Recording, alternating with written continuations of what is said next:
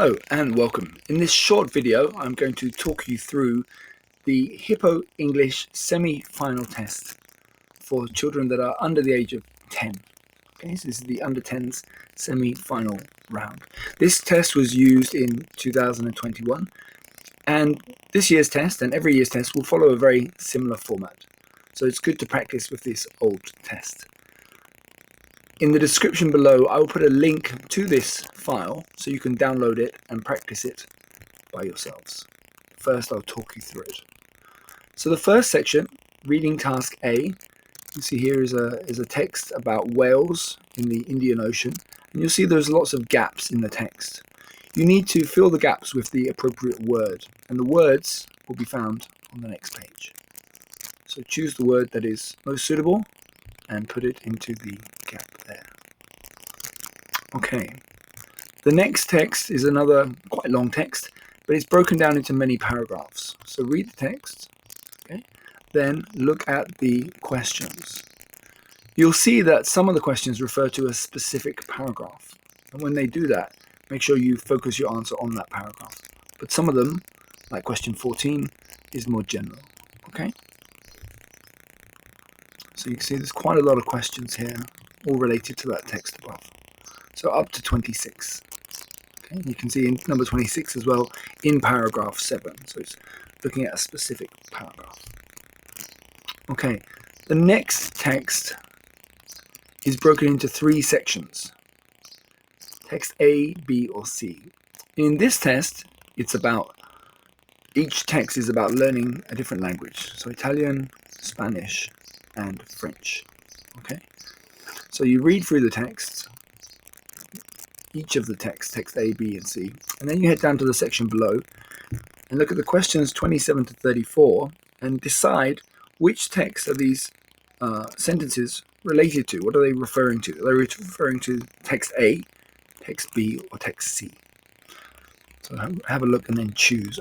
Only choices A, B, and C. Only 3 choices. Okay, the next bit,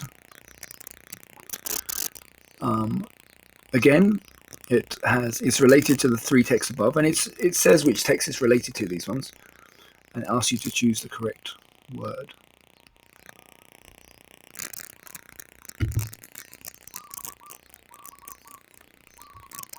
Okay, the next section of the test is a writing section, and you'll see here it gives you the example, gives you the topic. The destruction of the world's forest is inevitable as our need for land grows. Do you agree? Okay, so you need to look at that sentence. Do you agree to that sentence? Yes or no? And again, when you do this, make sure you're using good punctuation. And 120 words, you probably have more than 1 paragraph, so make sure you've got some sort of structure to it as well. And use that structure when you're writing it as well. Okay, the next section in the writing test, it's a gap fill, but like this time you do not have a choice. It's not multiple choice. You just need to think of what you think is the most suitable word. Section 2 there, number 1 to number 10. Okay, section 3, you have gaps in the sentences, and you have a word in capital letters at the end.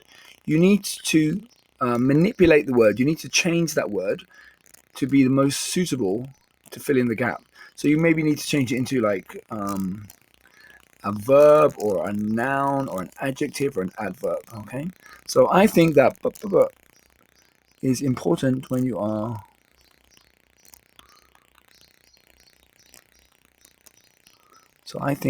being polite is important when you are married.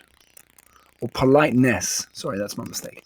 I think that politeness. So you see there we're changing the word polite into a noun, saying politeness. Okay? So, like I said, take a bit of time with this one and just change the word so that it fits in with the sentence.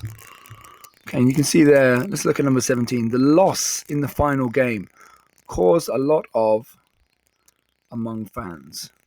So you'd obviously change the word happy to be a noun, happiness. But if they lost in the game, it wouldn't be happiness, it would be unhappiness.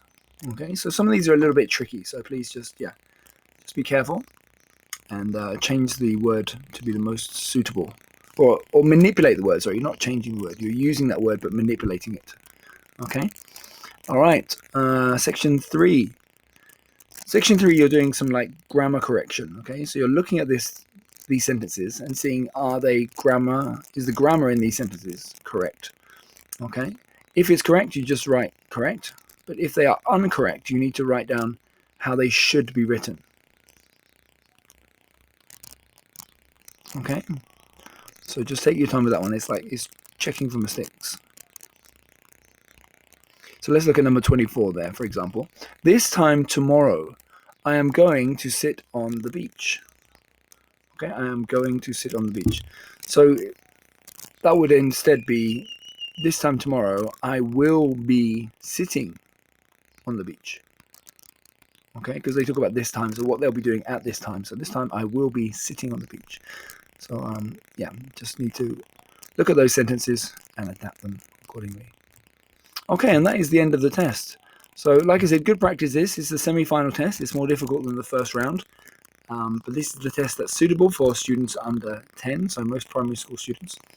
And I will put the link into the description below. Good luck and all the best in the Hippo English language test. Thank you.